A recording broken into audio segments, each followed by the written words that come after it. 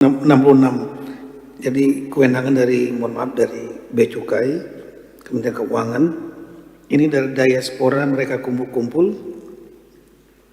warga Aceh di sana. Kami sudah ketemu langsung dengan Presiden Datuk Mansur datang ke sini. Jadi rinciannya itu ada minyak goreng 3.000 liter senilai 1 miliar, gula pasir sekitar 50 juta rupiah, air mineral 672 juta rupiah, halaman 66 ya. Makanan siap saji ada 5.000 dus, ini 1 miliar. Yang banyak adalah pakaian baru. Pakaian baru 3.000 karung 126 miliar. Al-Quran senilai 1 miliar. Ada kloset toilet 4,8 miliar. Nah ini yang mereka mohon bisa dikirimkan ke pelabuhan di Lok Semawe dari Port Klang. Barangnya sekarang sudah ada di Port Klang. Namun kami sudah mengurangi surat kepada Dirjen Bea Cukai, Kementerian Keuangan. Intinya adalah untuk minyak goreng dan gula pasir ini kita perlu ada surat dari Kementerian Teknis, yaitu Menteri Pertanian. Karena minyak goreng dan gula pasir apakah boleh dimasukkan? Tadinya mereka mau ngirim beras juga, tapi kita tolak. Sebaiknya jangan beras karena kita sudah swasembada beras. Nah, ini ada minyak goreng dan gula pasir. Kemudian yang berikutnya lagi dari Bea Cukai mempertanyakan mengenai masalah pakaian baru.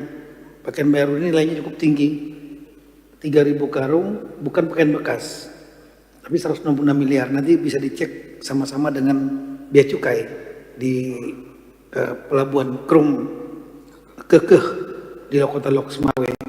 Jadi kami mohon dengan segala hormat dari pimpinan DPR untuk menjaga hubungan baik ini keluarga, karena ini bukan dari pemerintah, bukan dari LSM juga, tapi dari kumpulan keluarga sesuai dengan arahan waktu itu Bapak Presiden. Sepanjang tidak ada barang terlarang, narkoba, senjata, semua harus diperiksa baru boleh masuk, kira-kira demikian. Tapi tadi dari Kementerian Bea Cukai sudah mungkin surat balasan kepada kami agar minyak goreng dan gula pasir ini harus ada persetujuan dari Menteri Pertanian. Dan untuk pakaian baru yang 126 miliar ini jangan sampai mengganggu produksi dalam negeri. Sudah kami sampaikan bahwa ini bukan, kami akan ngawasin langsung dari pelabuhan itu. Nanti kita akan bersama-sama awasi TNI Polri supaya langsung masuk ke tempat pengungsi, tidak untuk dijual kemana-mana. Kami siap bertanggung jawab untuk itu. Terima kasih. Baik, jadi kesimpulannya ini kan cuma pengiriman satu kali kan? Satu kali aja kan, sumbangan dari warga Aceh yang tinggal di Malaysia.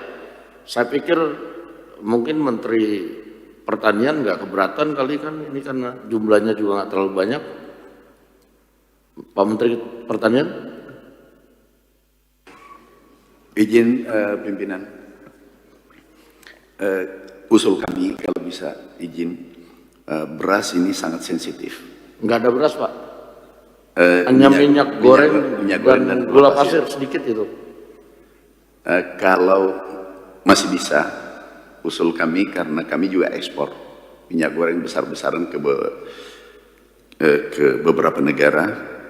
Tapi kalau memang bisa itu diuangkan, tapi kalau memang harus masuk pimpinan, saya kira tidak masalah, tetapi pengawasan yang sangat ketat. Terima kasih pimpinan. Baik, terima kasih. Jadi kita tadi sudah dengar bersama bahwa ini karena sudah keburu dibeli, barangnya sudah tinggal dikirim, dan cuma hanya satu kali. Dan saya pikir mungkin kita bisa kasih dispensasi karena cuma sekali, daripada nanti kita kan repot harus diuangkan lagi, beli lagi kan begitu.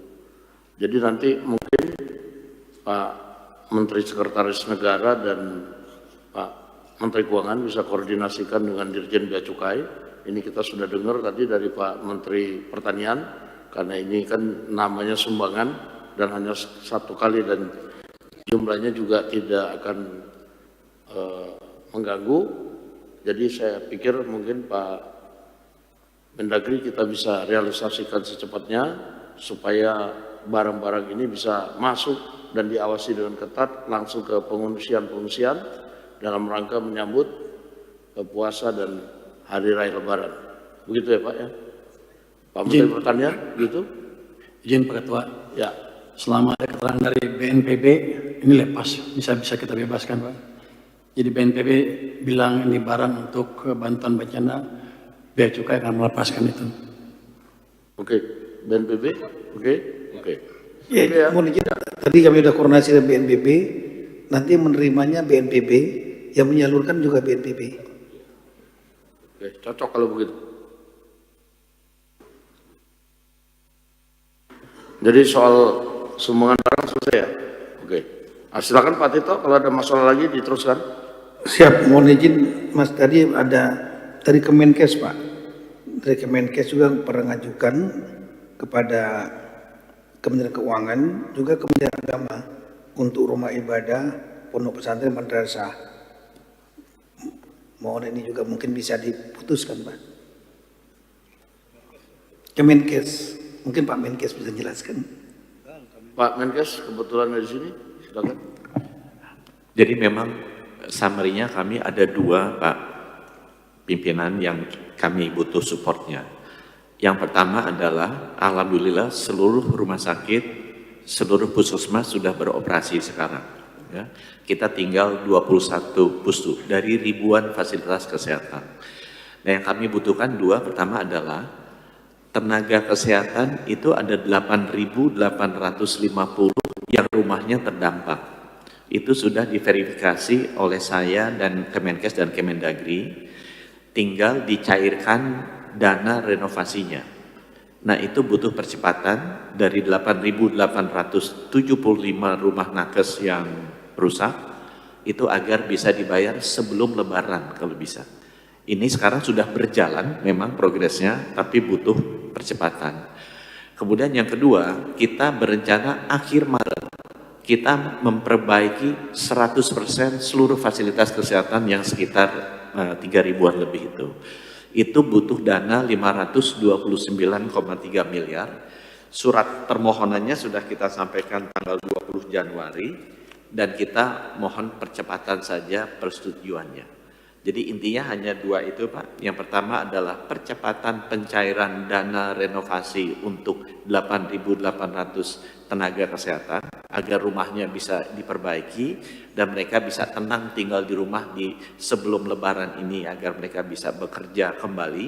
Dan yang kedua kita butuh anggarannya 529,3 miliar sudah diajukan pada tanggal 20 Januari ke Bapak Presiden dan Mensesnek. Itu aja Pak 92. Baik, mungkin Pak Menteri Keuangan.